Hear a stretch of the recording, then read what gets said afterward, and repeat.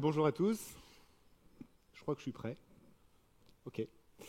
Déjà, je suis très heureux d'être là. Merci Jean-Jacques pour l'organisation et merci à tous les autres aussi qui ont participé, les sponsors et puis tous les bénévoles.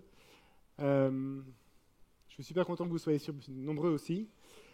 Je vais vous parler donc c'est une conférence que je fais tourner depuis 6 mois parce qu'il y a 6 mois à peu près, j'ai bossé là-dessus et puis on a publié le composant en mai. Et on n'a jamais fini d'évangéliser et de parler du travail qui est tout frais, tout neuf. C'est peut-être pas neuf pour certains, et puis c'est peut-être tout neuf pour d'autres. Notez toutes les questions qui peuvent vous venir pendant la conférence. Je serai très heureux d'y répondre. Il y a plein de sujets que je ne vais pas aborder liés à ça. Et puis aussi, pour la deuxième partie, profitez-en. Je vais essayer de répondre au maximum de questions. Donc, allez-y. C'est comme ça que je pense qu'on peut en tirer le maximum d'une conférence. Alors, j'ai beaucoup de slides techniques avec du code dessus, j'espère que ça ne vous fait pas peur. Ça, c'est la tête, le début du fichier composer.json du nouveau composant Symfony HTTP Client. Ce que je veux vous montrer ici, c'est que on n'a quasiment pas de dépendance. On a juste un polyfill, on a PHP évidemment, on a la PSR log, et puis on a une abstraction, HTTP Client Contract, qui définit les interfaces sur lesquelles se reposent les implémentations. Et ensuite, on a une section qu'on ne voit pas forcément très souvent, qui est une section qui dit quelles implémentations fournit le composant. Donc là, en l'occurrence, il y a 3 abstractions qui sont des paquets virtuels que le composant déclare comme implémentant. Ce que ça veut dire, c'est que voilà, si vous voulez utiliser PHP, HTTP, les interfaces qui sont dedans sont couvertes par l'implémentation, mais je vais revenir là-dessus. Donc, voilà, le message, c'est un composant standalone. Symfony, c'est un framework, oui, mais Symfony, à la base, c'est surtout des composants. C'est une 50aine de composants indépendants. Et si vous ne voulez en utiliser qu'un parmi les 50, il n'y a aucun souci. En voilà un parmi les autres. D'accord ? Le composant routing, etc. etc. Alors c'est parti. Voilà comment on peut faire sa première requête avec le composant HTTP client. On instancie notre client avec la factory HTTP client create. On récupère l'instance qui est derrière et ensuite on va appeler la méthode request dessus. La méthode request, elle prend 3 arguments, les 2 premiers obligatoires, le verbe HTTP, l'URL, et c'est suffisant pour récupérer un objet réponse en retour. Je pense que c'est assez classique. L'objet réponse, il y a une méthode toArray dessus qui permet de récupérer le contenu de la réponse sous forme de tableau. En l'occurrence, le tableau, il vient du JSON qu'on a récupéré sur l'API et sur le endpoint qu'on a requêté. Donc là, j'utilise la fonction dump pour vous montrer l'exemple fonctionne. Ce qu'on récupère ici avec un petit call tout simple comme ça. D'accord ? On a créé le composant quand Fabien a commencé à travailler sur le composant mailer. Je ne sais pas si vous l'avez utilisé un petit peu, vous en avez entendu parler. Il y a 1 an, un peu plus d'1 an, parce que c'est à Londres qu'il l'a annoncé, donc il a bossé dessus l'été 2018.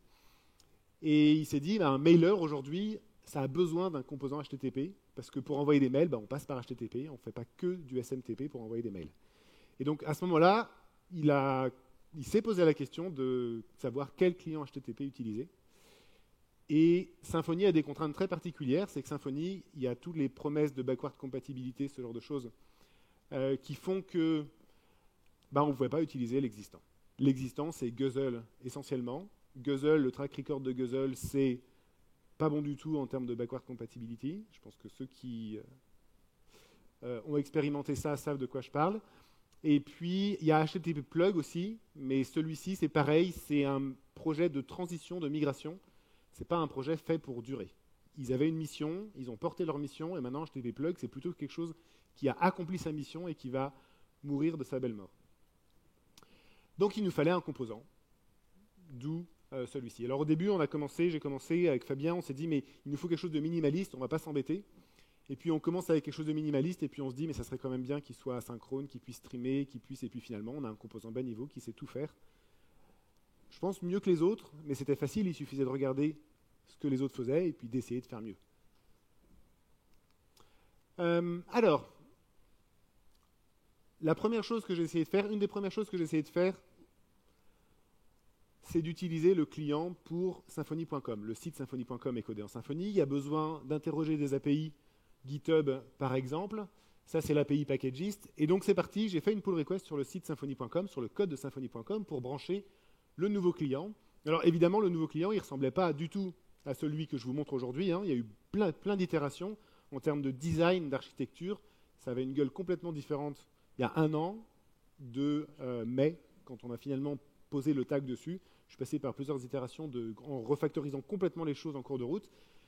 Donc cette PR a beaucoup changé en cours de route. Mais là, je vous montre le résultat final. Le résultat final, c'est que maintenant, on a une petite interface. Petite parce qu'il y a 2 méthodes dedans. Dans Symfony Contracts, HTTP Client, HTTP Client Interface, on type in ça et on récupère un service. Parce que évidemment, ce que je ne vous montre pas, c'est que ce truc-là est auto-wiré. Et donc, on récupère une instance du client sans avoir rien d'autre à faire, mais vous avez l'habitude maintenant. On parle d'un type-int, d'une déclaration sur une abstraction. Ça, c'est intéressant parce qu'on a tout de suite un découplage entre l'implémentation, le composant, et les abstractions, qui sont juste des interfaces qui déclarent un contrat. Ici, on ne se couple pas du tout à l'implémentation. On dit juste, moi, je veux quelque chose qui a la gueule d'un client HTTP. Qu'est-ce que ça veut dire? Ça veut dire implémenter ce truc-là. D'accord? Ensuite, c'est un service. Un service, ça doit être sans état. Un service, vous devez pouvoir l'utiliser 2 fois dans 2 endroits complètement séparés, dans 2 parties du code qui n'ont rien à voir, qui ne se connaissent pas, sans qu'une partie du code ait une influence sur l'autre partie du code. C'est ça que ça veut dire un service stateless. D'accord? Par exemple, un truc pas stateless dans les clients HTTP, c'est les cookies. Première requête, on pose des cookies. Deuxième requête, les cookies récupérés à la première requête modifient l'état de la seconde requête. D'accord? Donc si par défaut les cookies sont gérés, on n'est pas stateless. Donc le client ne gère pas les cookies. D'accord? Évidemment, par-dessus, on peut construire des services stateful. Mais le client de base est stateless. Ensuite, c'est parti, on continue, on voit ce que ça donne. Donc voilà le genre de code qu'on avait toujours. Donc là, on est en train de remplacer Guzzle.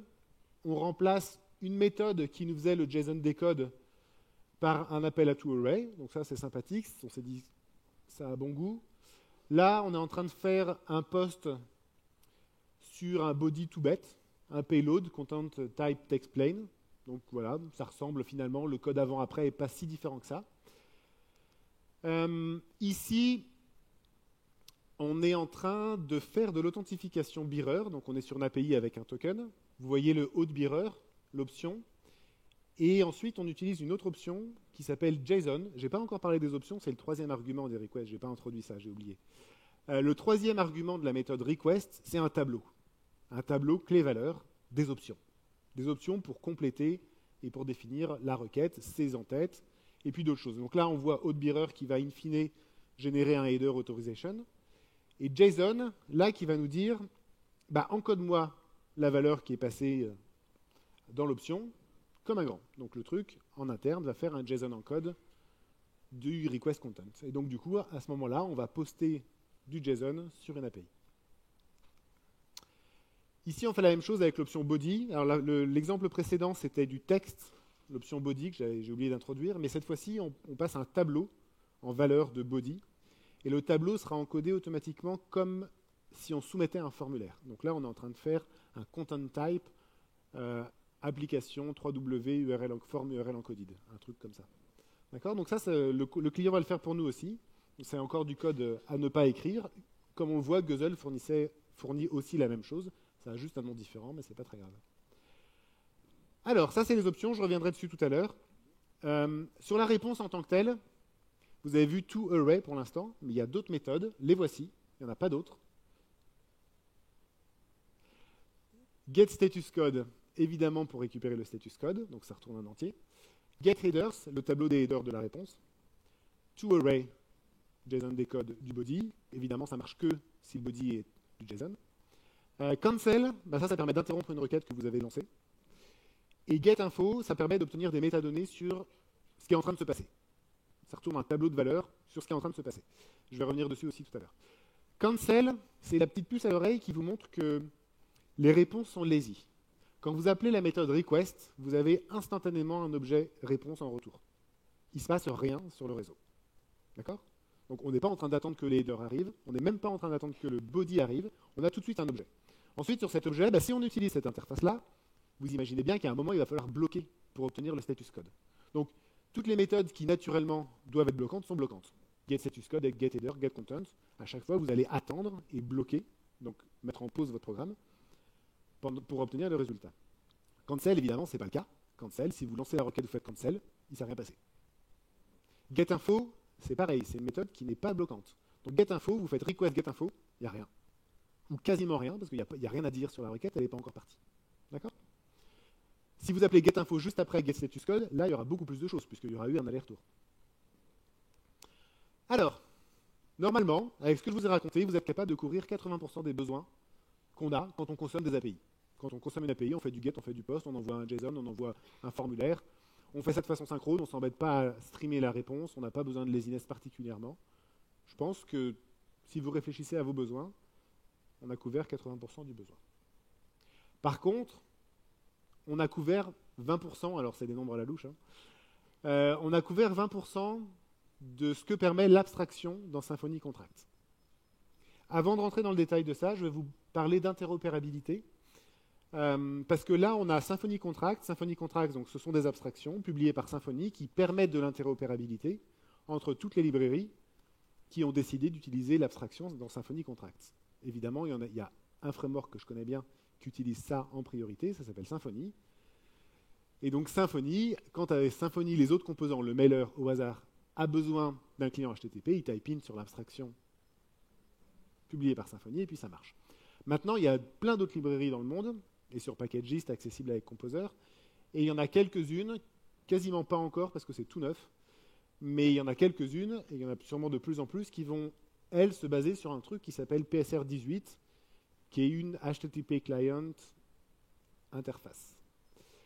PSR18, c'est des méthodes différentes pour faire la même chose. Voilà comment est-ce que vous pouvez l'utiliser avec le composant HTTP. Il y a une implémentation qui s'appelle PSR18 Client. Si vous lancez ce code avec juste le composant, ça suffit. Il faut une petite dépendance parce qu'il y a un truc derrière qui s'appelle PSR7. Il faut une implémentation et donc il y a besoin de cette implémentation-là. On vient de faire la même chose que sur mon premier slide. Voilà. Je n'ai pas d'autres commentaires particuliers là-dessus. C'est nécessaire quand il y a besoin d'interopérabilité là-dessus. Alors, dans la version 4.4, pas la version qui est actuellement stable, createRequest a été rajouté. createRequest, c'est une méthode qui appartient non pas à la PSR HTTP client, mais à la PSR HTTP Message Factory. Je suis désolé, ça fait beaucoup de trucs. C'est un des défauts des PSR. C'est qu'il faut une tonne de concepts pour aboutir à ça. Mais PSR17, maintenant, est implémenté sur le client aussi. Et donc, du coup, finalement, c'est plus simple à utiliser. Il y a une autre abstraction qui s'appelle HTTPlug, qui est un préliminaire à PSR18. Donc, c'est une bande de développeurs qui se sont dit, mais mince, nous, on a besoin d'écrire des librairies qui doivent consommer d'un client HTTP de façon abstraite. Ça n'existe pas, il n'y a pas de PSR, personne n'est d'accord. On va en faire un. Ils en ont fait un, il y a 5 ans, peut-être un peu plus. Voilà, c'est ça. C'est quasiment la même chose. C'est en train de mourir parce que PSR18, ils ont passé le relais sur ce job-là. D'accord? Donc HTTPlug 1 est un ancêtre de PSR18, HTTPlug 2 est PSR18. Il y a une petite extension dont je vais parler tout à l'heure. Si vous regardez sur Packagist, vous vous souvenez des paquets virtuels provide dans le composer JSON, vous pouvez chercher les paquets en question, qui sont des paquets virtuels, dans le moteur de recherche, et il va vous dire tous les paquets qui dépendent de chacune des abstractions, finalement.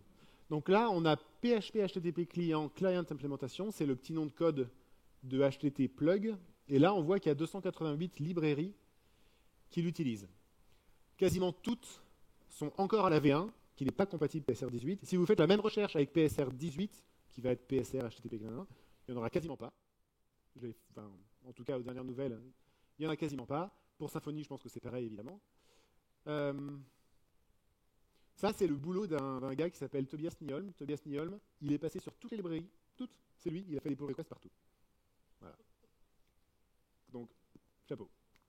Maintenant, il faut faire la même chose pour mettre Symfony partout. À vous de jouer. Et c'est tout pour les abstractions d'interopérabilité. PSR18, HTTPlug, la partie précédente, tout le domaine fonctionnel que je vous ai montré, c'est 3 goûts différents, 3 manières de faire différentes pour faire in fine la même chose.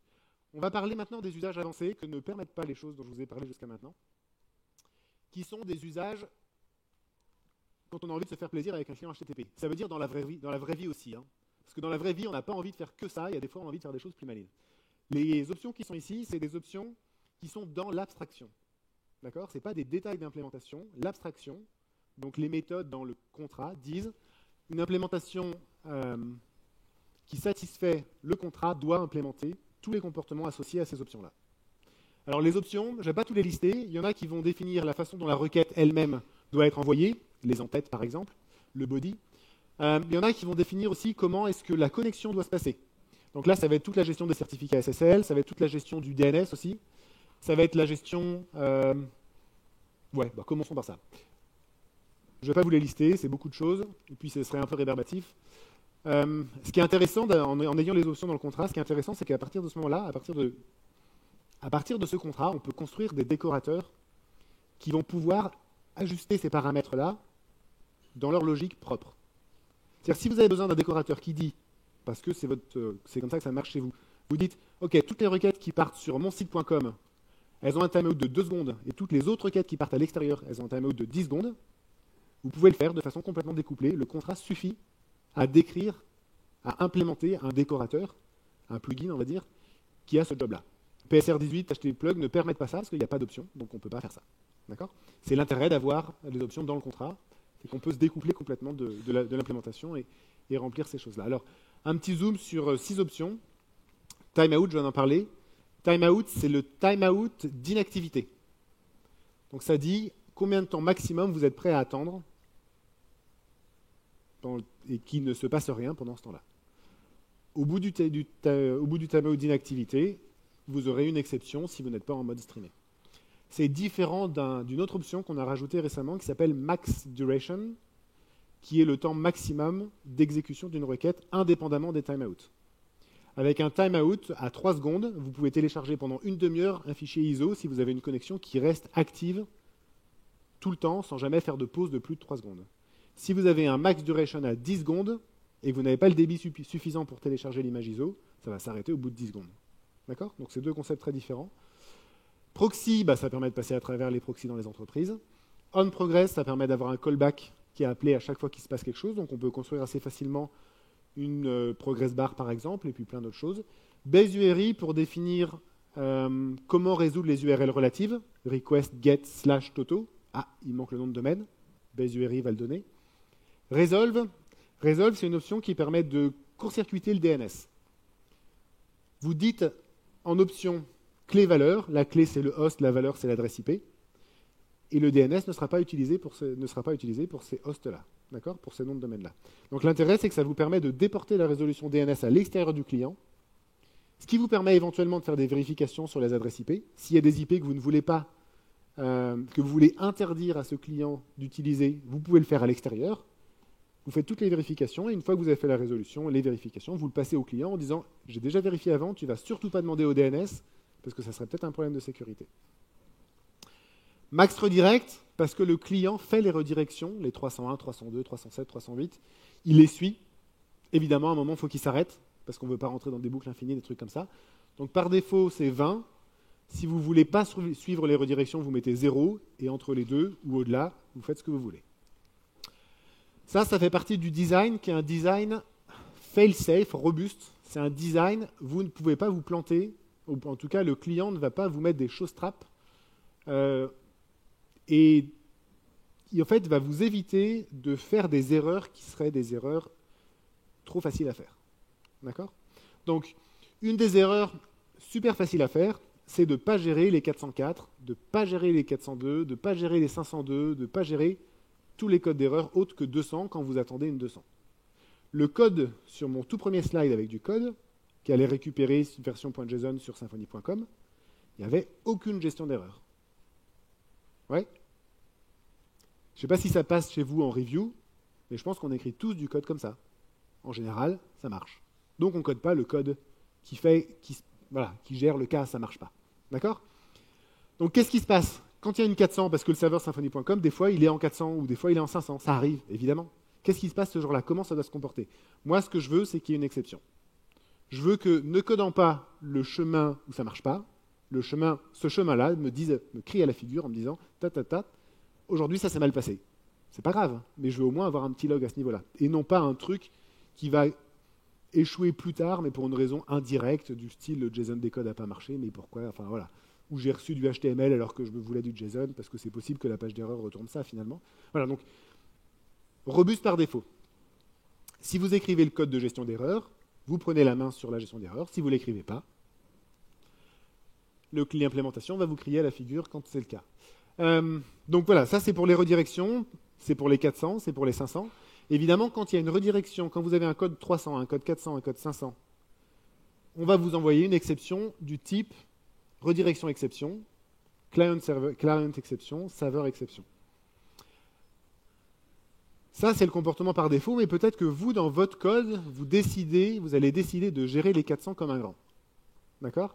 Peut-être que vous allez vous dire, OK, c'est pas grave, c'est normal, une 422, c'est le code normal de retour de mon API quand l'entité que je suis en train de créer existe déjà dans l'API distante.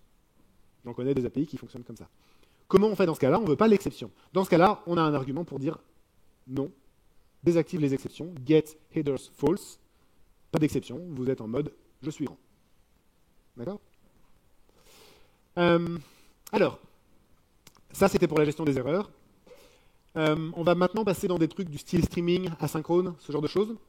Je vous ai dit, les réponses sont lazy par défaut. C'est le point de départ de tout ce qui est gestion de l'asynchronisme et de la concurrence également.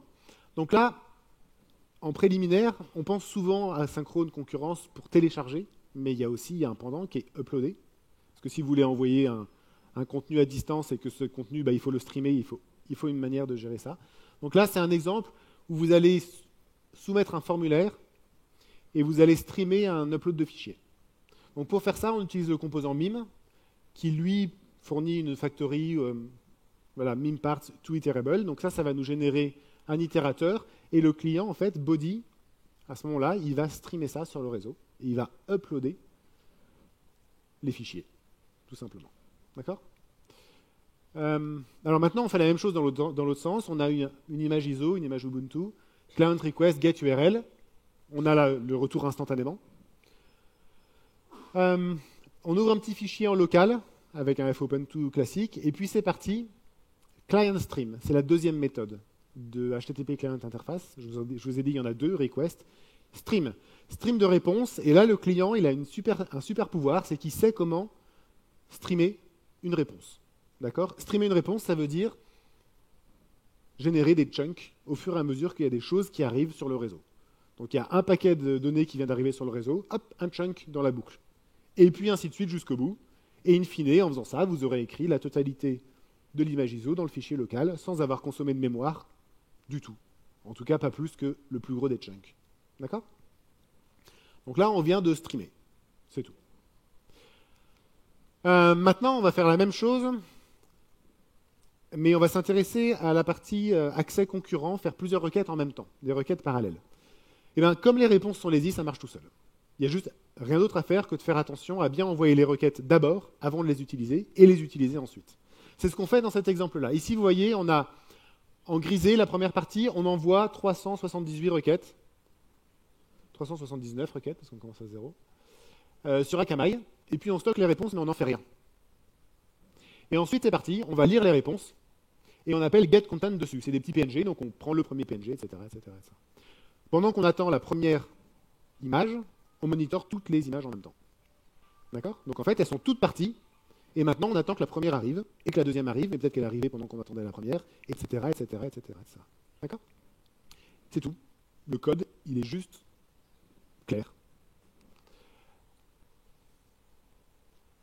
Il y a un petit défaut sur ce slide. Mais ça, c'est ce qu'on arrive à obtenir avec Guzzle. Avec Guzzle, vous pouvez faire ça.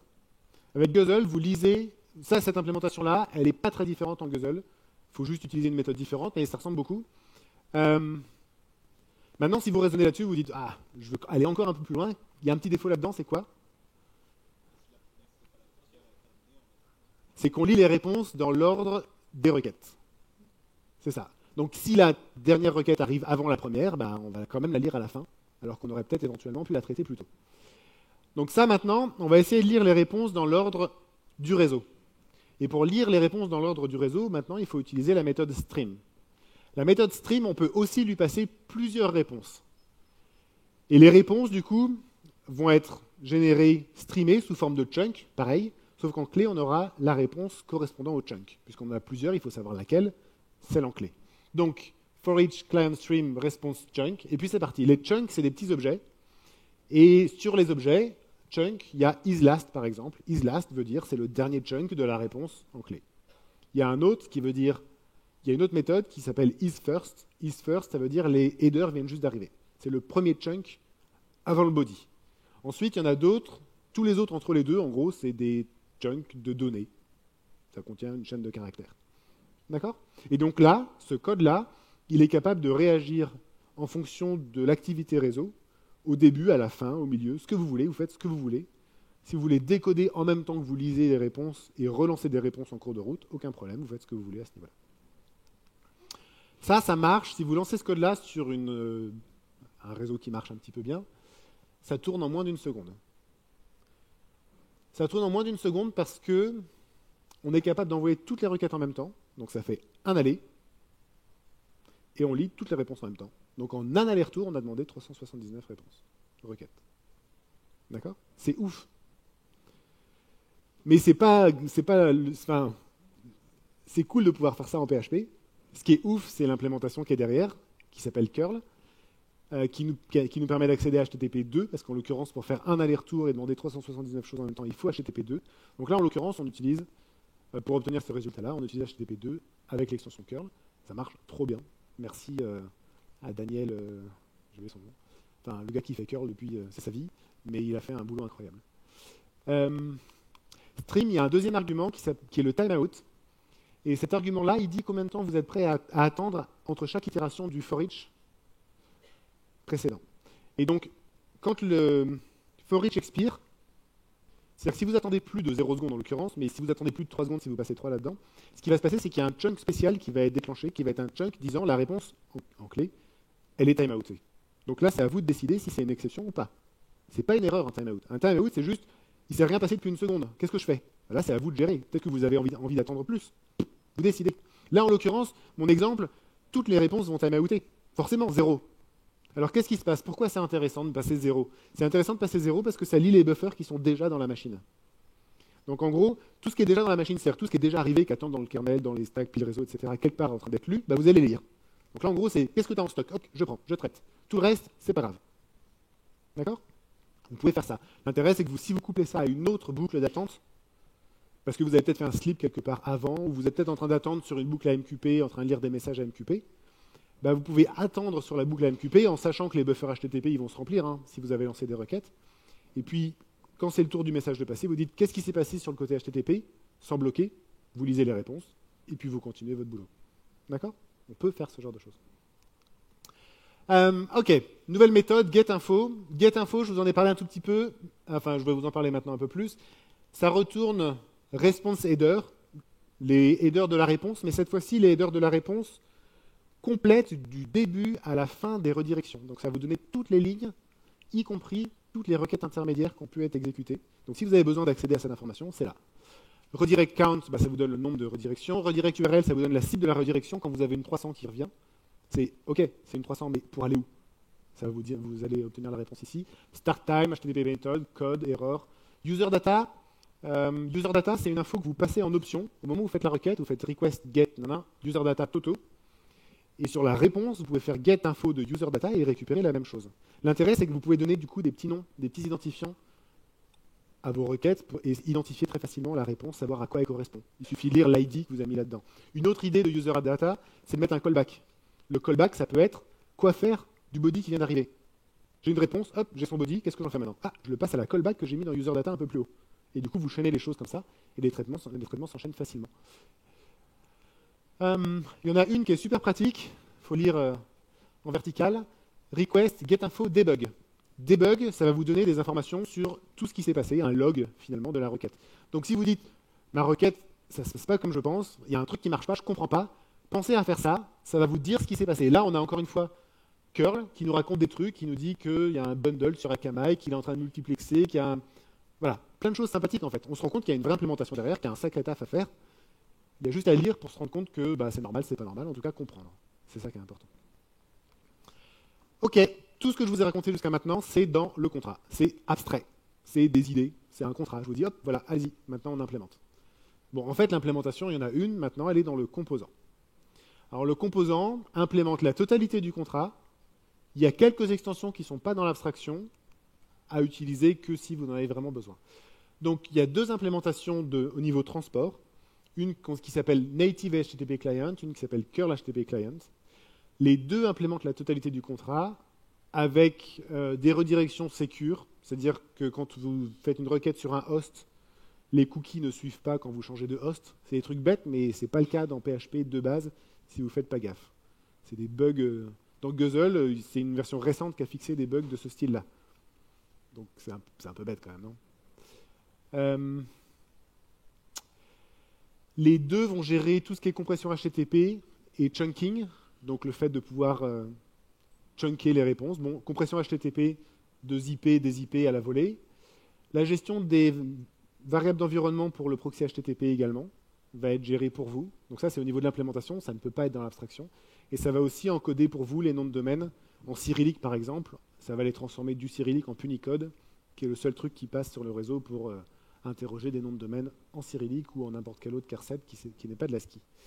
Native HTTP Client est basé sur fopen.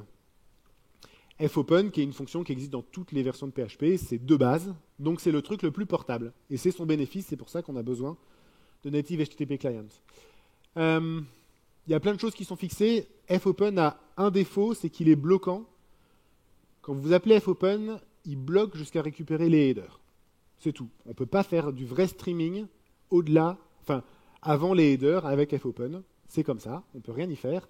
Par contre, le body qui arrive, on le stream et on peut le multiplexer sans problème. Donc c'est ce que fait l'implémentation. Curl HTTP Client est basé sur cette extension magique, curl, qui, elle, est capable de streamer dans les deux sens, l'upload, les headers, tout en même temps, de faire du HTTP2, de faire du HTTP2 push, qui est géré également aussi nativement dans le client sans qu'on ait rien à faire. La dernière petite ligne, c'est si vous avez utilisé Guzzle ou si vous avez utilisé curl, vous avez peut-être joué un petit peu avec les options curl. Curl, c'est fantastique, mais c'est un peu pénible à utiliser. C'est un peu old school comme interface. En fait, c'est très bien pensé, mais c'est quand même un peu old school. Et en particulier, il y a beaucoup d'options, la liste est incroyable, et on se demande à chaque fois à quoi elles servent. Bon, l'intérêt, c'est que toutes les options que je vous ai montrées précédemment sur le client sont définies de façon un peu plus abstraite, et derrière, les implémentations se débrouillent pour choisir pour utiliser la bonne option au bon moment. Et le truc qui n'est pas totalement le fruit du hasard, c'est qu'en fait, toutes les options HTTP qui ont un sens dans le besoin HTTP sont couvertes par au moins une option de l'abstraction. Évidemment, j'ai été voir la liste des options de curl et je me suis dit à quoi ça sert ce truc. Ah ouais, il me manque une option là. Ah, ça serait cool de pouvoir faire ça. Gestion des certificats SSL, etc. etc. Donc l'intérêt, c'est que du coup, il n'y a pas besoin d'apprendre ça et pas besoin d'apprendre à les manipuler.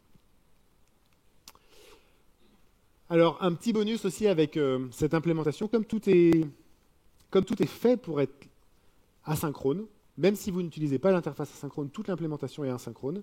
Ça veut dire que le client est capable de garder les connexions ouvertes entre deux requêtes. Ça, je l'ai remarqué super tard.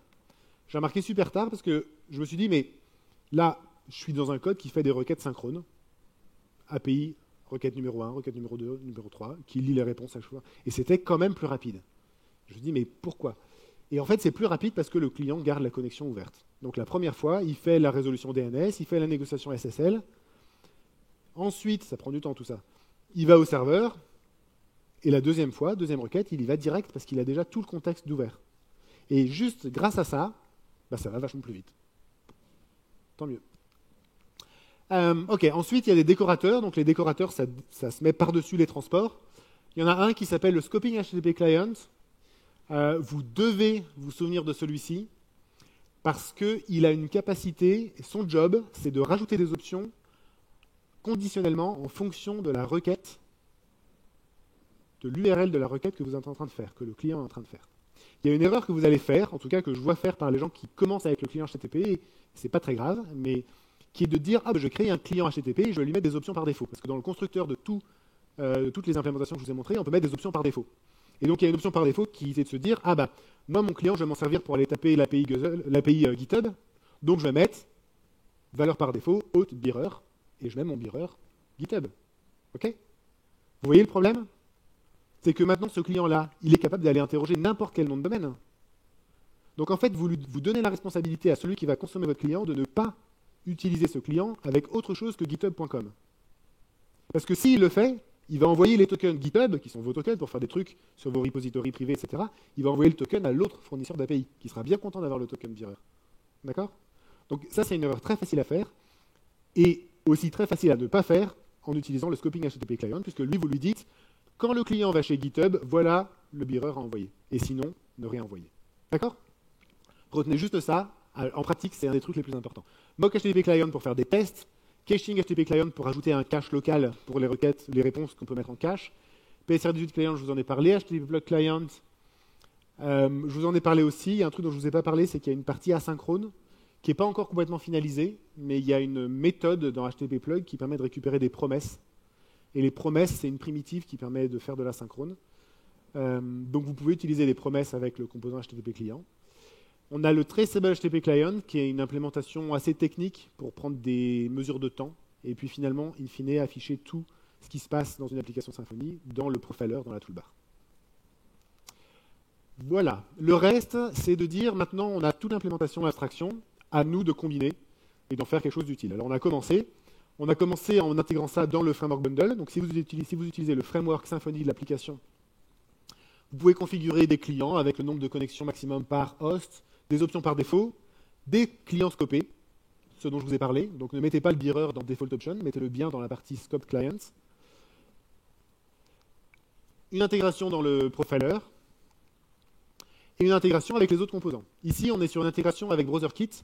Donc BrowserKit, c'est une API que vous utilisez peut-être aujourd'hui pour faire des tests fonctionnels de vos applications Symfony. Donc vous, virtuellement, faites des requêtes au kernel Symfony pour vérifier que votre contrôleur répond bien comme il doit répondre, avec la réponse. D'accord? BrowserKit, ça sert à ça.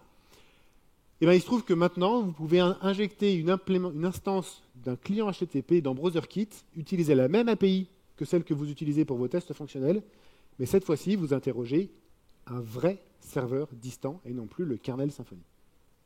Donc ça, c'est pratique parce que vous faites ça.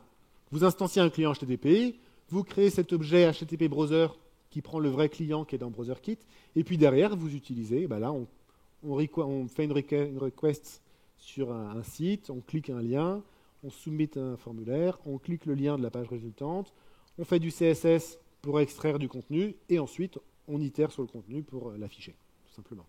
D'accord? Donc là, on a un crawler. Ça réutilise plein de composants qui existent déjà, qui sont testés, qui existent voire même depuis Symfony 1. Le résultat, c'est que là, on utilise HTTP Client pour le transport, DOM Crawler pour tout ce qui est lecture du HTML, CSS Selector pour le sélecteur CSS, HTTP Kernel pour faire l'interface avec BrowserKit, et c'est tout. Donc il y a un truc qui s'appelle Goot, qui ne sert plus à rien, donc on va déprécier Goot. C'est Fabien qui a fait Goot aussi. C'est vachement plus simple, et ça fait un truc en moins à maintenir.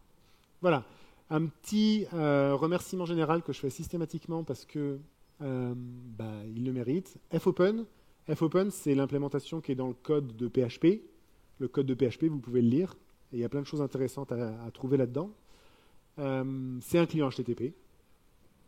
Donc je l'ai fait, ça m'a donné quelques idées, donc merci aux gens de PHP. Composer, c'est le client HTTP le plus utilisé en PHP. Voilà, c'est pas Guzzle, c'est Composer. Donc dans Composer, si vous ouvrez le code du client HTTP, il n'est pas joli, mais parce que c'est la vraie vie. Du coup, il y a plein d'idées à prendre. Voilà. Donc j'ai repiqué tout ce que je pouvais. Guzzle, Guzzle c'est pareil. Guzzle, c'est l'implémentation de référence aujourd'hui. Et il y a plein de choses à prendre. C'est un projet qui a beaucoup d'histoire, donc il y a beaucoup de savoir-faire là-dedans. Donc j'ai essayé d'en reprendre un maximum. Buzz, c'est un client léger. J'ai regardé aussi. C'est un peu plus anecdotique parce que les autres sont déjà tellement sérieux qu'il n'y a pas grand-chose qui reste à Buzz, même s'il prédate un peu tout le monde. HTTP plug, je vous en ai parlé, il y a des choses sympathiques à repiquer. Cake 3, j'ai été surpris de trouver un joli petit client bon, qui est intégré avec Cake, mais ils ont un truc sympathique. Ça, c'est pour PHP. Ensuite, Axios. Axios, c'est un client HTTP en JavaScript. Donc là, c'est pareil, j'ai été voir l'interface d'Axios et de voir comment ça fonctionnait pour repiquer les bonnes idées. Window.fetch, c'est aussi un client HTTP qui est dans tous les browsers, aujourd'hui, modernes. Window.fetch, par exemple, c'est de là que vient l'idée des chunks. Les chunks, dans les browsers, vous pouvez récupérer et gérer des chunks quand vous faites des window fetch. Il y a une API un peu plus compliquée. Voilà. Et le dernier remerciement général, c'est à tous les relecteurs, parce que moi, j'ai travaillé dans mon coin pendant un moment, et puis à un moment, je l'ai publié, et là, le truc, il s'est fait casser la gueule. Et ça, je trouve ça génial. Je trouve ça génial parce que sans Symfony, sans la communauté, sans avoir un repository sur lequel les gens aiment contribuer, aiment regarder, on publie son truc dans son coin, on dit coucou, ça intéresse quelqu'un, et puis en général, personne. Et puis on reste avec son code qui est juste le produit de son propre petit cerveau et qui mériterait de se prendre des coups de pied, de secouer, et puis voilà, vous avez compris quoi. Donc ça n'a pas de prix. Je vais passer ça parce que je pense que je suis déjà au-delà de mon temps. Et puis, voilà, je vous remercie.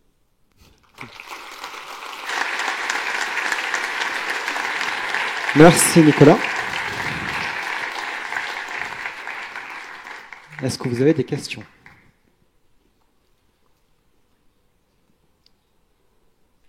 Profitez. Est-ce que ça vous a plu ? Oui. Oui, une question. On va hacker un peu ton manque de temps. J'ai pas trop compris ta dernière slide. Ah, c'est gentil de poser la question. Alors, Max Duration, je vous en ai parlé, c'est une option qui permet de caper la durée maximum, tout compris, d'une requête. Ça, c'est Living on the Edge, donc c'est des choses qui sont encore en travaux, c'est pas encore réalisé. Buffer, il y a une option dont je ne vous ai pas parlé, c'est Buffer. Quand vous avez une réponse, vous faites getContent. GetContent, ça vous retourne une chaîne de caractères, le JSON pas encore décodé, par exemple. Vous appelez 2 fois getContent, vous récupérez 2 fois le même JSON. Pas de surprise. Donc, il y a un buffer. Donc, le JSON est quelque part en mémoire pour qu'on puisse le lire 2 fois. Avec mon exemple de tout à l'heure, l'image ISO, vous avez 2 gigas en mémoire que vous pouvez demander plusieurs fois. Je ne suis pas sûr que ce soit idéal dans toutes les situations. Donc en fait, il y a une façon de désactiver ça qui s'appelle buffer. Cette option-là, si vous passez false, vous pouvez lire le contenu qu'une seule fois. La première fois, vous lisez, la deuxième fois, vous prenez une exception. Voilà. Alors ça, c'est l'option, ça existe déjà. Le fait que ce soit basé sur un callable, c'est que maintenant, vous pouvez décider de bufferiser ou pas au moment où la réponse arrive. Et l'implémentation par défaut se base sur le content type. Donc si c'est un JSON, un XML ou un truc qui contient le texte en content type, on bufferise. Tous les autres cas, on ne bufferise pas. Voilà. Ce qui devrait couvrir tous les cas et ne pas consommer la mémoire pour les autres cas où il n'y a pas besoin de bufferiser. Chunk is informational. Qui sait comment fonctionnent les status codes 100 en HTTP? Qui a déjà vu un status code 100? Eh bien moi, je ne savais pas il y a 2 mois, parce qu'il y a 2 mois, j'ai commencé à regarder. Donc on a révisé le client, tout ça, et puis je me suis dit, je sais pas, ça sert, personne s'en sert, on est d'accord? Non? Bon alors, un code 100, ça n'est pas un code de réponse définitif, c'est un code de réponse provisoire. Je vais vous apprendre ce que j'ai appris, peut-être que ça servira. Un code 100, c'est, vous faites une requête, et là le serveur, il vous répond sans continue. Il peut vous répondre ça 1 fois, 2 fois, 3 fois, 10 fois. Tout ce que vous avez à faire, vous, c'est à dire « je m'en fiche, je m'en fiche, je m'en fiche, je m'en fiche, je m'en fiche ». D'accord? Et au bout d'un moment, il va dire 200. Ah, je prends, ça y est, c'est la réponse finale. Donc toutes les réponses 100 avant sont informationnelles et ne sont pas définitives au sens où vous streamez et vous dites « ok, ça m'intéresse, non, non, non, je ne sais pas ce que c'est, je passe ». C'est ça une réponse informationnelle. Alors à quoi ça sert? Sans continue, c'est le truc historique. Sans continue, c'est vous faites une requête avec un header qui s'appelle expect sans continue. Et là, vous faites ça au moment d'uploader un très gros fichier. D'accord? Parce que si maintenant vous uploadez un très gros fichier, qu'est-ce qui se passe? Vous envoyez tout le fichier, 2 gigas, et puis à la fin, vous récupérez une erreur en disant « non, désolé, j'en veux pas de ton image, elle est pourrie ». C'est un peu du temps gâché, c'est un peu des ressources gâchées. D'accord ? Donc la façon de faire, c'est de dire, vous envoyez votre requête avec expect sans continue, vous attendez un tout petit peu avant d'envoyer le body, et là, le serveur, il est censé vous répondre, vas-y, c'est bon, sans continue. Et là, vous faites, ok, c'est bon, c'est parti, j'y vais. D'accord ? Mais ce n'est pas encore la réponse définitive. Donc, sans continue, vous envoyez, et à la fin, le truc, il vous dit 200 ou ce qu'il a à dire. D'accord ? Donc ça, c'est sans continue. Un autre exemple qui est 103. 103, qui est une RFC toute jeune, qui marche avec le client HTTP. 103, vous connaissez le header link. Donc le header link, c'est un header qui vous téléchargez un HTML, et dans les headers, il y a un header qui dit link avec l'URL du fichier CSS qui sera nécessaire pour le HTML. Comme ça, le browser, il peut dire, OK, je vais chercher le CSS en même temps. D'accord ? Sauf que, avant d'avoir les headers, il peut se passer du temps. Et donc, il y a des gens qui aimeraient bien envoyer le CSS, ou plutôt l'information que le CSS, il va falloir le récupérer, bien avant que les headers soient prêts. D'accord ? Donc là, vous faites 103 early int, link CSS, nanana, et puis vous continuez à calculer les headers, ça peut prendre un peu de temps, mais le browser, il sait déjà qu'il peut commencer à télécharger le CSS. Voilà. Donc du coup, ça c'est sympathique, ça a sûrement contribué à faire des API nouvelle génération qui vont streamer un peu plus les choses. Response to stream, ça c'est rigolo. To stream au sens une ressource PHP. Donc si vous faites un fread sur la valeur de retour de ce truc-là, vous pouvez lire le body comme si c'était un fichier. Et le dernier, c'est peut-être dans 5 ans qu'on fera ça. Ou dans 6 mois, j'en sais rien. Voilà, j'ai répondu à ta question. S'il y en a d'autres, c'est maintenant. Sinon, on peut, si vous avez déjà des questions sur Symfony 5, sur Symfony tout court, on a la chance d'avoir Nicolas avec nous ce soir, donc c'est aussi maintenant, parce qu'il ne restera pas, malheureusement. Donc n'hésitez pas. Du coup, on passe sur la deuxième partie. Ouais. Et puis, si vous avez des questions qui vous viennent sur le client, n'hésitez pas en cours de route. Moi, c'est plus sur le client. Ah, cool. En fait, j'ai vu qu'il y avait une option caching HTTP client. Oui. Et puis, en fait, sur le fait d'avoir le nombre de connexions ouvertes. Donc, on est bien d'accord, c'est quand la requête en fait est reçue par le serveur. Après, elle va mourir. C'est juste pendant cet instant-là, en fait, qu'il y a toujours la connexion qui est ouverte. Oui. Et tu peux nous donner en fait un cas d'usage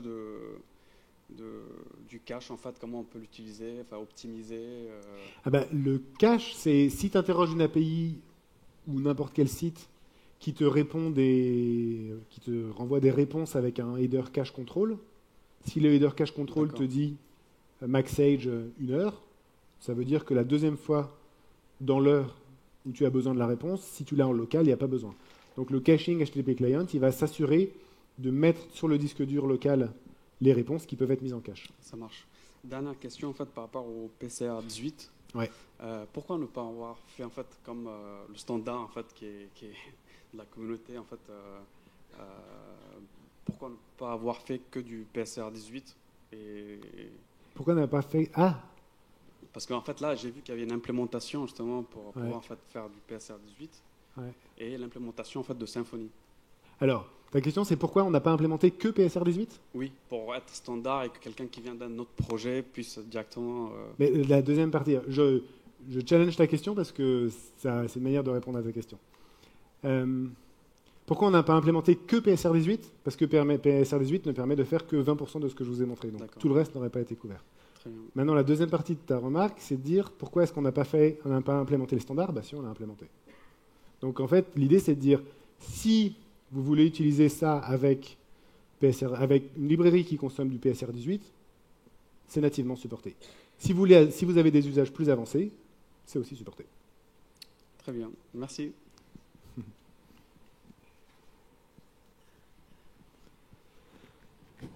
Moi, je profite du coup, je fais un testimonial. Moi, j'ai fait une migration il n'y a pas longtemps sur HTTP client et honnêtement, juste ça tabasse en fait. Donc juste, vous pouvez vous en servir. Le scoped client, on n'y pense pas, mais ça marche aussi super bien. C'est l'option qui tue tout. Parce que vous dites toujours, ouais, je passe mon HTTP client, je fais un seul service et je le passe tout le monde le décore, mais en fait, ça marche pas trop. Scoped client, vous ne posez pas de questions, vous avez votre client qui utilise votre API à vous, qui utilise GitHub. Juste, c'est génial. Merci.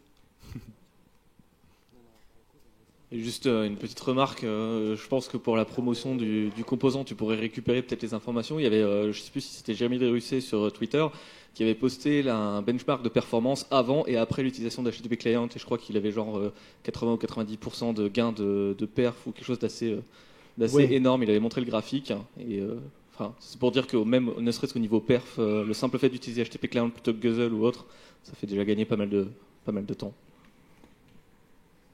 Oui, tout à fait. Mais il y a un énorme bug dans HTTP Plug, et c'est pour ça que c'était beaucoup plus rapide.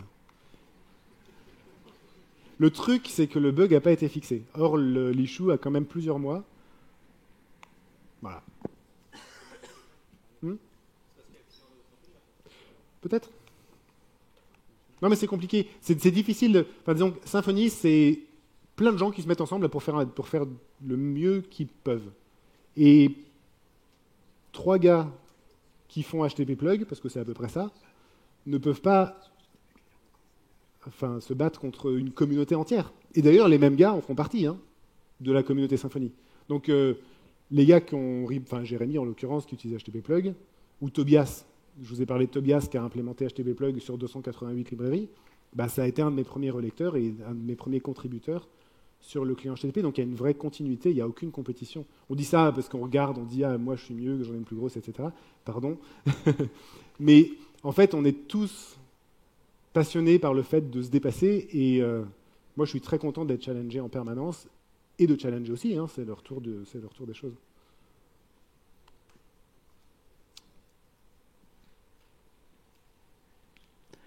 Alors j'ai des petits slides après, ça peut peut-être introduire la discussion. Tu voulais enchaîner sur les questions-réponses? Ouais. Ok. Ouais, je pense qu'on peut passer à la suite. C'est bon pour tout le monde à ce niveau-là, la conférence? Ouais, ça vous a plu? Vous avez tout compris? Rien? À moitié? Un peu? Qui a tout compris? Honnêtement, on n'est pas là pour... Qui a rien compris? Qui a à peu près compris? Merci. Qui s'en fout? Personne ne lève la main. Donc on enchaîne sur une petite session de 10-15 minutes de questions-réponses. On va profiter de la présence de Nicolas. Sur Symfony 5 éventuellement, c'était une idée de départ. Mais ensuite, si vous avez d'autres questions, n'hésitez pas non plus. Mais voilà, vous avez 10 minutes. Top, c'est parti. Alors moi j'ai des petits slides si ça peut vous aider, mais si vous avez déjà des questions, allez-y. Ouais, bah c'est parti.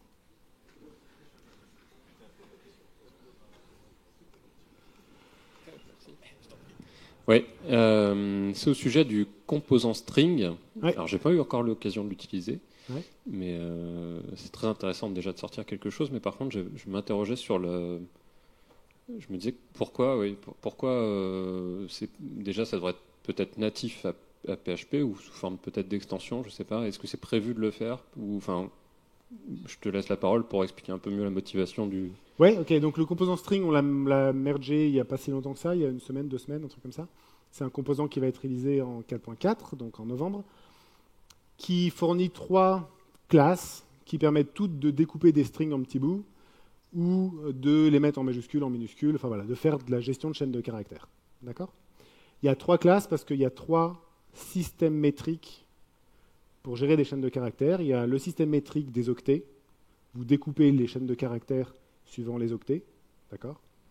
Il y en a un autre qui s'appelle des points de code, des code point Unicode. Donc là, c'est un caractère, une lettre. D'accord ?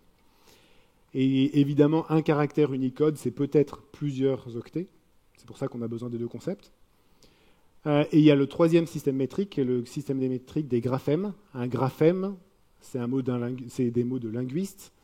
Ça veut dire un caractère tel qu'on l'écrit. Graphe, écrire, un graphème. Une unité linguistique de caractère. Donc c'est un E avec un accent, par exemple. Un code point, c'est un E et éventuellement un autre code point combinant qui est l'accent. D'accord ?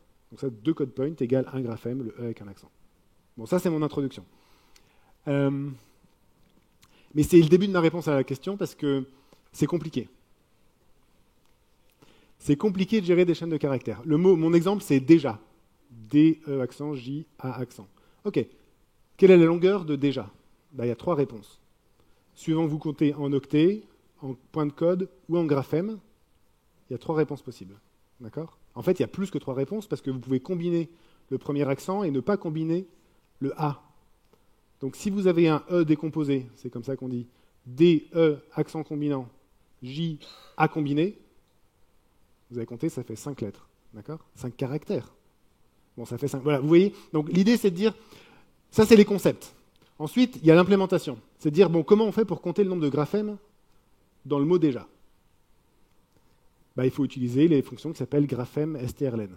Qui a déjà utilisé graphème strlen ? Qui sait quand utiliser mbstrpost ? Qui l'utilise sans savoir s'il a raison ou pas ? Bon, c'est la réponse à ta question. Enfin, il y a la deuxième partie qui est, est-ce que ça ne devrait pas être une extension ou dans PHP ? Peut-être, mais ça, moi je vis dans le présent, je ne vis pas dans un futur hypothétique, donc je suis capable de... il y a une autre réponse, c'est je suis capable de produire ça, je ne suis pas capable de produire le code qui serait hypothétiquement nécessaire dans PHP. Voilà. Mais très bonne question. Merci.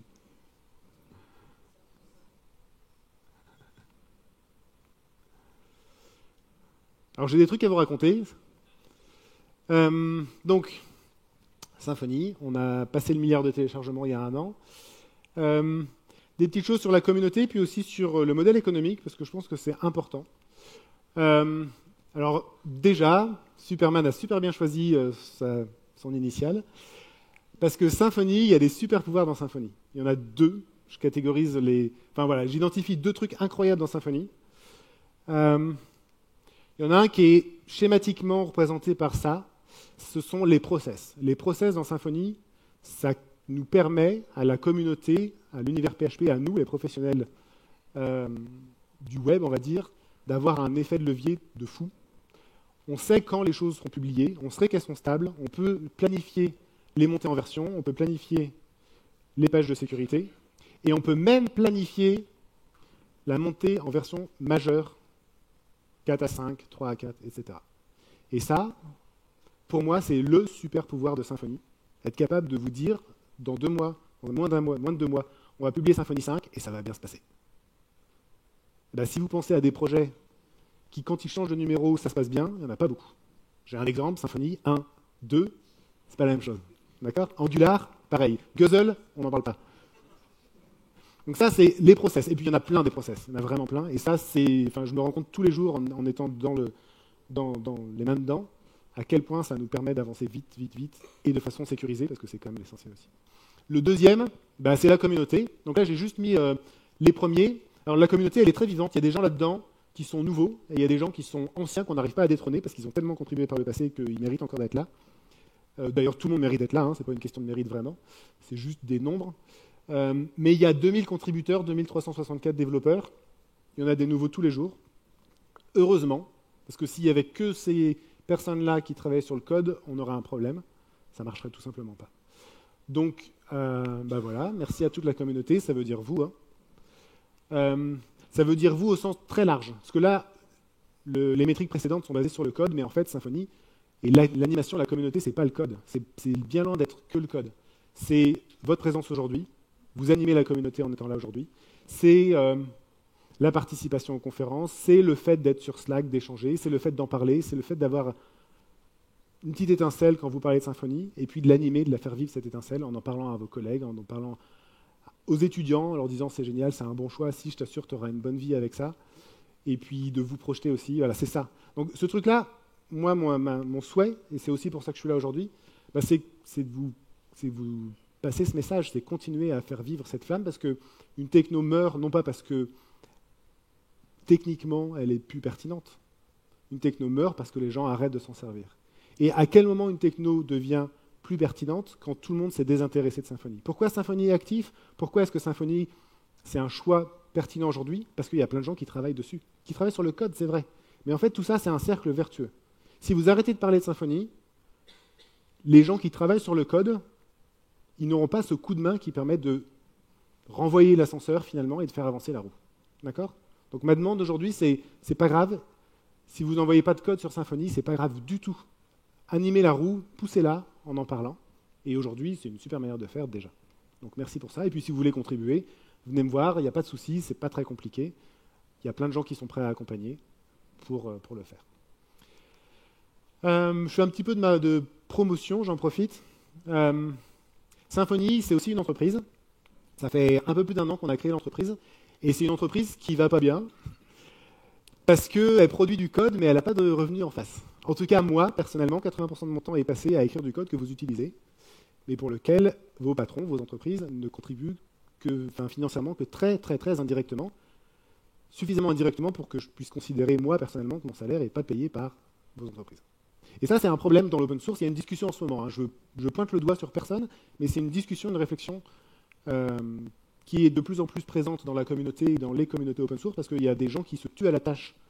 Peut-être qu'ils ne devraient pas le faire, mais c'est ce qu'ils font quand même, des contributeurs open source. Et puis il y en a d'autres qui n'en ont strictement rien à faire, qui crèvent tant qu'ils produisent du bon code, j'en ai rien à faire. C'est les deux extrêmes. Et entre les deux, je pense qu'il faut trouver une façon intelligente de justement faire tourner la roue un petit peu. Donc ça, c'est une idée. Symfony Cloud, c'est une offre d'hébergement qu'on a publiée, officialisée cet été, qui existe déjà dans les cartons depuis 2 ans. Donc si vous avez des projets à héberger qui sont des projets en Symfony, ça peut être des projets complexes. On peut avoir des workers en Go, on peut avoir du WebSocket en Node.js, on peut avoir du RabbitMQ, du Redis, du Postgre, tout ça en même temps. Ça s'héberge très bien sur Symfony Cloud. Et l'expérience est la plus simple possible pour que ça fonctionne bien. Voilà. Donc pensez-y. Vous allez peut-être regarder ça sur des critères purement techniques de prix, est-ce que j'ai plus de CPU, plus de mémoire, etc. On est aussi dans l'époque du tech for good, etc., donc d'une responsabilité sociale. C'est aussi le thème du lieu ici. Je vous passe le message, faites-en ce que vous voulez. Il y a une autre façon de contribuer, je vous en ai déjà parlé un petit peu. Ça, c'est les conférences qu'on a fait cette année. On a quand même accéléré le rythme. On a fait une dizaine de conférences cette année. Bon, pas encore 10, mais la prochaine, c'est celle d'Amsterdam. Si vous n'avez pas acheté votre place, elle est quasiment sold out. On va être 1400, je pense. Donc c'est ouf, on n'a jamais fait ça. Mais participer aux conférences, c'est une manière de faire dépenser un petit peu d'argent à votre boss, à vos entreprises. Et ça alimente l'histoire Symfony. Donc faites-le, n'hésitez pas. Et puis en plus, c'est une manière sympathique de partager avec des développeurs passionnés aussi. Voilà, c'était tout. Si vous avez des questions, on peut réembrayer. Ça vous a peut-être donné des idées. Ou sinon, on a fini. Non, mais profitez, on va prendre encore 2-3 minutes. Si vous avez des questions sur... Oui. J'ai une question par rapport à Roadrunner et PHP React. C'est des choses qu'on en voit parler dans la communauté Symfony, enfin pas Symfony, mais PHP tout court. Ça vend quand même assez du rêve avec des performances. Vous étudiez ces choses ou ça vous intéresse? Ouais, on a fait des protos. Donc l'idée, c'est d'avoir une application Symfony qui reste en mémoire et qu'on réutilise d'une requête sur l'autre. Donc on regarde ça. Après, il faut savoir que Roadrunner et toutes ces stratégies-là, c'est des stratégies où la requête précédente peut avoir une influence sur la requête suivante. Or, le modèle de PHP et ce qui a rendu PHP ce qu'il est, c'est justement que vous n'avez pas du tout à gérer les problèmes de leak mémoire et ce genre de choses. Et du coup, en ouvrant cette porte-là, c'est une autre classe de problématiques qui se crée. Je ne suis pas sûr que ce soit pour le mieux, en fait. Okay. Il y a des applications où il y en a besoin. De se baser seulement sur un Hello World pour dire « ça déchire, je peux faire 10 000 requêtes par seconde », est-ce que c'est ça le problème que vous avez dans votre job aujourd'hui? Je ne suis pas sûr, parce qu'en fait, un Hello World dans une boucle, dans une develop loop, on s'en fiche. Ce qui compte, c'est pour faire une requête qui va à la base de données, qui va générer des templates Twig, et là, tout d'un coup, pouf, vous retombez dans des performances normales. Alors après, il y a aussi PHP à ce modèle-là de requêtes-réponses évanescentes, historiquement, et si vous regardez tout ce qui est lambda et ce genre de choses, finalement, PHP l'avait déjà, et c'est la même chose. Ils vont juste arriver au même endroit où PHP est aujourd'hui, en ayant pris un chemin très différent. Je ne sais pas si la complexité en vaut la chandelle. Et il y a un autre truc aussi, c'est que l'équipe de PHP, les gens qui bossent sur PHP, donc pas moi, ils font un super boulot. Vous avez PHP 5, vous connaissez, PHP 7, vous avez vu le gap. PHP 7.4, il y a du preloading. J'ai des expérimentations en preloading où on gagne 25% comme ça gratos. Sur du Hello World, encore une fois, mais on compare du Hello World quand on parle de Roadrunner. Donc, aujourd'hui, dans une application, il y a minimum 15% du temps qui est destiné à charger des classes. L'autoloader. L'autoloader, c'est minimum 15% du temps de vos requêtes. Le preloading en PHP 7.4, ça éponge tout ça. Ça fait disparaître ces 15%. C'est cool. Et si tous les ans, ils nous produisent comme ça des avancées, je ne vois pas pourquoi est-ce qu'on s'embêterait à aller gérer des problèmes de leak mémoire d'une requête sur l'autre, de transfert d'état d'une requête sur l'autre, autrement dit des bugs impossibles à reproduire et à comprendre. Voilà. Ok. Mais s'il y en a besoin, il y a des gens qui le font et ça marche. Mais s'il y en a besoin. Merci. Bon. On n'a plus trop de temps, mais c'est par une dernière question. Encore moins. Alors ça me fait un peu sourire parce que ton outro ressemble beaucoup à la keynote d'ouverture que tu avais faite au Drupal Camp en février, c'est-à-dire avec le support pouvoir, la communauté, tout ça. Moi, il y avait un truc que j'avais retenu de cette keynote, c'est que tu voulais un jour qu'on installe une appli Symfony, on fait Symfony, on fait un recueilleur Drupal, et pam, on a un BO dans une appli Symfony. Ouais. Parce que où est-ce que ça en est à peu près? C'est toujours à l'étude. Donc l'idée c'est de dire Flex est suffisamment générique et suffisamment flexible pour qu'on puisse faire Composer Require Drupal, et dans un skeleton Symfony on récupère Drupal comme on peut récupérer un bundle. On en est très loin pour l'instant. Non, parce que dans Drupal il y a toute la couche de bootstrapping qui est vachement compliquée, qui nécessiterait, c'est le genre de truc qu'il faut toujours nettoyer 50 fois avant d'arriver à quelque chose. Je pense que c'est pas leur priorité, donc voilà. Après, on travaille avec les équipes de Drupal sur d'autres problématiques. Donc voilà. Mais par contre, il y a d'autres projets. Silius, Sulu, OroCRM, je crois qu'eux, ils ont vraiment fait le choix d'un design Symfony 4, Symfony Flex. Easy Publish, Easy Platform et compagnie. Ils sont vraiment en train tous de standardiser sur un design Flex avec des recettes, etc. Et je crois que c'est des grosses fonctionnalités phares de Easy Platform 3, de pouvoir utiliser les recettes pour installer des plugins Easy. Donc c'est sympathique. On a un socle standard. Au moins l'écosystème Symfony proche est en train de l'adopter de plus en plus. Donc voilà. Ça ne veut pas dire qu'on est prêt pour Drupal.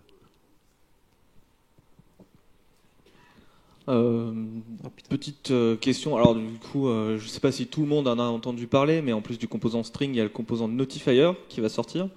Et est-ce que tu pourrais en parler un peu? Oui, alors c'est vrai que Symfony 5, donc Symfony 5, j'élargis un petit peu la question. Symfony 5, je vous avais peut-être compris que c'était une version majeure tout en continuité.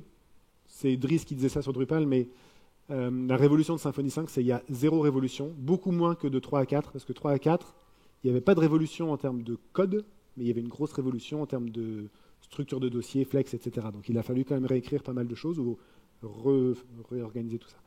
Symfony 4 à 5, normalement, ça devrait juste être comme une lettre à la poste, vous fixez les dépréciations, etc. Ok, ça c'est pas la réponse à ta question, mais c'est pas grave. Symfony 5, c'est aussi des nouveaux composants qui vont être publiés dans la version en novembre. Donc il y a Notifier qui permet d'envoyer des notifications. Il y a 2 classes de channel, il y a 3 classes de channel. Il y en a un, c'est des notifications envoyées par email. Donc après, c'est une méthode toute simple. Hein. Vous avez un service qui est un notifier, vous faites notify et pouf, il y a un mail qui part, à l'administrateur par exemple. Il y en a un qui permet de se brancher, on va dire, à tout ce qui est service de SMS. Donc on a plusieurs providers SMS qui sont fournis. Vous pouvez en contribuer plus, mais grosso modo, pour envoyer une alerte par SMS, il y a des trucs qui s'appellent des texteurs. Donc ça, c'est des messages texte tout bêtes. Et ensuite, il y a des chatters. Donc les chatters, ça permet d'envoyer des notifications à des services du type Slack ou WhatsApp ou des choses comme ça. La différence entre un texteur et un chatter, c'est que le chatter, il gère des messages enrichis. Dans un message Slack, vous pouvez mettre un peu de mise en forme, beaucoup plus en tout cas que dans un SMS. D'accord ? Voilà. C'est tout bête. Le truc, c'est que c'est comme Mailer, ça réutilise un design logiciel basé sur des transports et sur une abstraction qui permet de dispatcher au sein des transports, qui permet de faire très facilement ce genre de job. Et comme on l'a fait pour Mailer, Fabien s'est dit, mais en fait, tout ce design-là, on peut s'en servir pour envoyer ailleurs que sur SMTP. Et donc, c'est le composant Notifier. Merci. Merci Nicolas.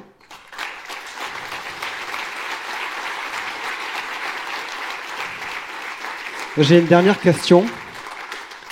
Je vais d'abord vous la poser à vous, cette question. Et ensuite, on te la posera à toi, si tu sais répondre. Qui serait pour qu'il y ait un Symfony Live organisé dans le sud, entre Aix et Marseille? Qui? Qui? Ok. Nicolas? Ok, je vais noter les noms. On va ouvrir les inscriptions. C'est bon pour toi? Bah, je pense que j'ai ce qu'il faut pour faire Ouais. le lobby, ouais. Ok. Ouais. Bon, à bientôt. Avec plaisir. Ok. Merci.